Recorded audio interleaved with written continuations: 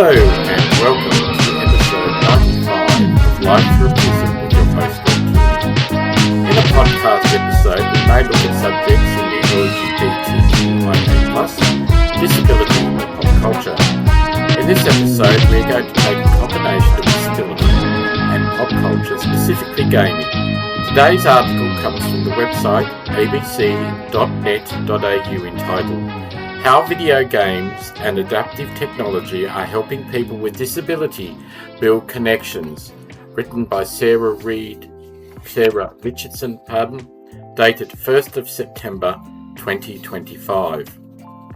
For Rob Taylor, who lives with motor neuron disease or MND, video games are liberating.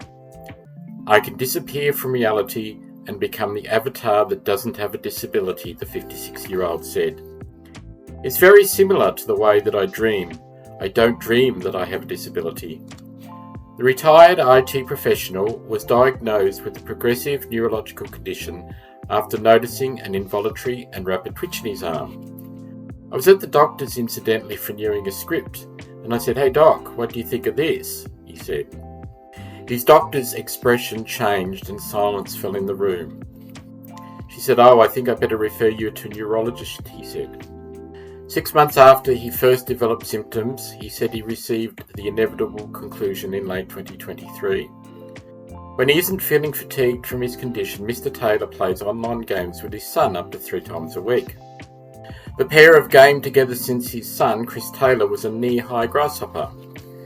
Mr. Taylor said logging on regularly with his now adult son had created a space for the two to share their troubles and support each other during tough times. "When I'm gaming with my son, I can break those barriers down a little," he said. Mr. Taylor, who has loved video games since he was a teenager, said he had been able to continue gaming with the help of adaptive controllers. He said the technology featured buttons and switches that he could use with his feet or mouth that would make the characters move around in the game. "As my hands deteriorate, I can keep adapting the system to my needs," he said. Increased focus on accessibility. MND Queensland's Director of Care Services, Alicia Edwards, said many people with the condition found gaming to be a pastime for leisure and social connection. "It's fun, it's rewarding, fairly low energy, which is great for people with MND," she said. But Ms. Edwards said others with the condition had stopped gaming because they were unaware of the adaptive technology or features within the games that made them accessible.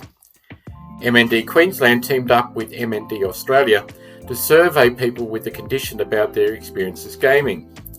This helped the charity organisations develop resources exploring new accessibility features. What we found is that there's no standard set way. Every game will have a slightly different way of navigating to the accessibility features, Ms. Edwards said. The menus are there, but they're sometimes a little bit hard to find.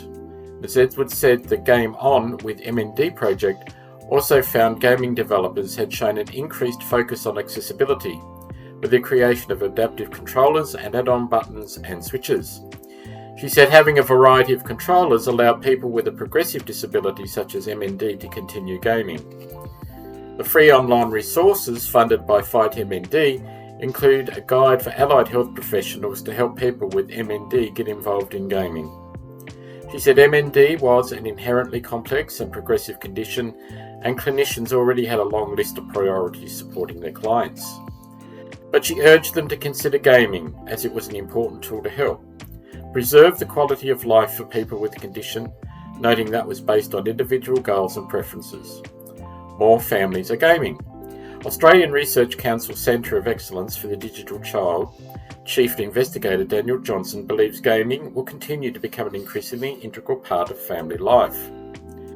"We've got a generation of parents that grew up playing," Professor Johnson said.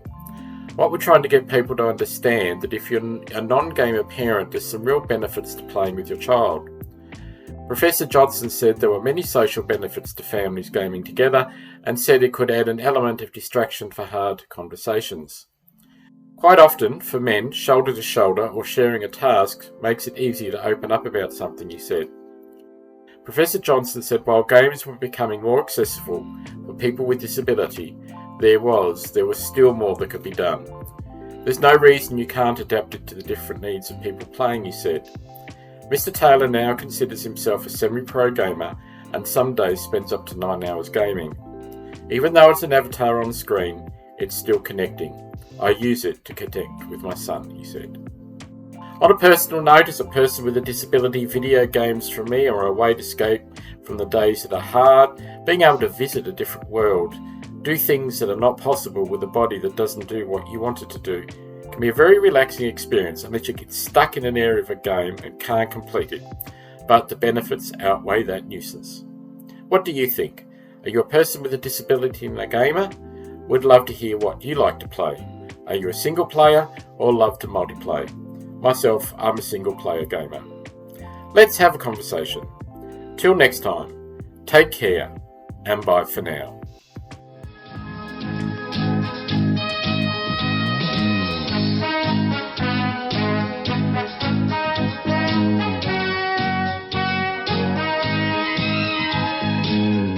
Our computer is picking up a strange signal. Here, sir, you better take a look at it.